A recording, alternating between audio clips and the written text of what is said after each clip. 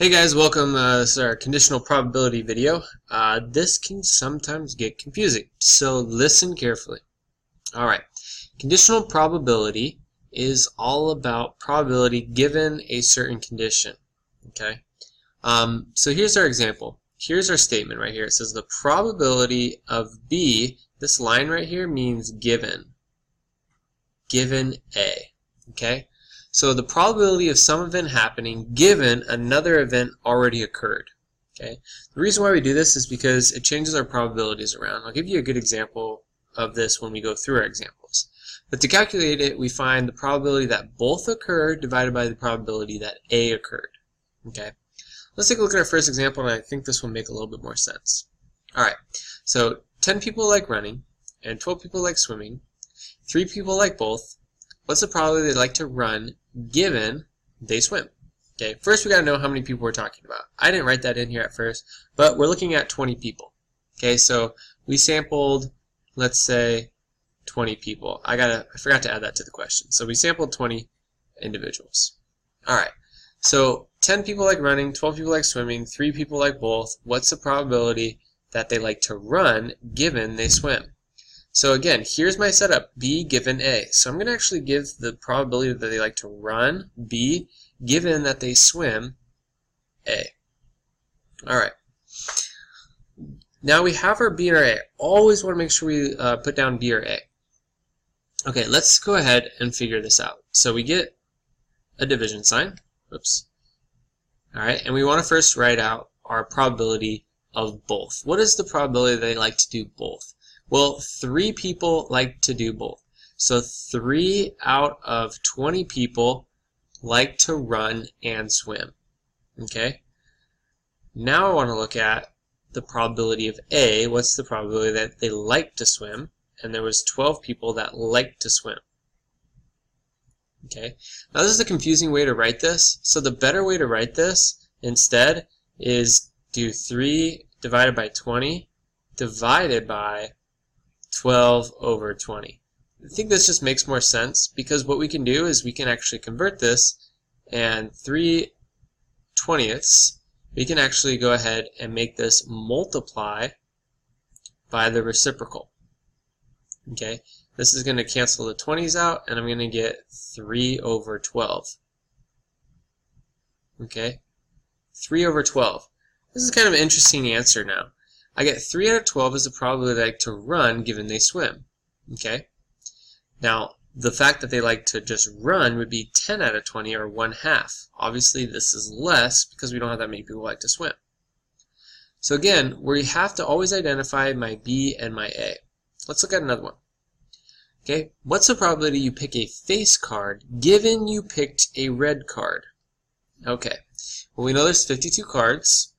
If you know about face cards, we have Jack, Queen, and King. So we got 3 face cards for 4 different suits, so that's 12 face cards. Okay? And red, we're going to have 26 of those. 26 are red. So we got half the deck is red. Alright, so what is the probability you pick a face card given you picked a red card? So this is going to be B over A. Okay, B given A. So the probability of B given A. Okay, so in this case, we can write the probability of a face card, this is how we could write this, given a red card. Okay, is going to be equal to the probability of both. Alright, so what's the probability of getting a red face card? Right, so we have to do P and B. So probability of getting a red face card. Well, we have 3 face cards that are red for diamonds and 3 face cards that are red for hearts. So we're going to get 6 total face cards that are red out of a card of 52. We're going to divide that by the probability of getting red. That's just going to be 26 out of 52. Half my deck is actually going to be is going to be red. Alright, so again, we can change this. The 6 over 52 won't change, but then instead of dividing, we can multiply this by 52 over 6. The 52s are going to cancel. That's a 26. I apologize. And that equals 6 out of 26. Okay? Alright, what do we end up getting here? Okay, so 6 cards out of 26 cards, we could reduce this. Let's get a percentage for this. I got my calculator out. So I'm going to do 6 divided by 26. I get about, let's do percentages, about 23%. Okay, so I have a 23% chance that I'm going to get a face card given I picked a red card. What's the probability of just getting a face card? Okay, just getting a face card is actually, this is kind of interesting. We have 12 face cards, I think we said before, out of 52. And what do you think that's going to equal? Spoiler alert, we get the same thing. Okay? Does this always happen? No. Okay? In this scenario, getting a face card given I picked a red card is going to be the same as if I just pick a face card. Down here on our swimming, okay, the people who like to run, just run by themselves, so that was our B, would be 10 out of 20 people like to run. That's 50%. Okay? The people who like to run, given that they also swim, we found out to be 3 divided by 12, which is 25%. So we reduced it in half. Okay, 3 out of 12. Alright, so there is a difference in this one, not in our second one.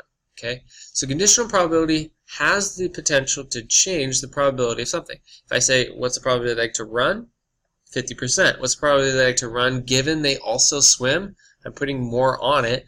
That might be only 25%. Over here, what's the probability that they have a face card? That'd be 23%, 12 out of 52. What's the probability they have a face card given that you pick a red?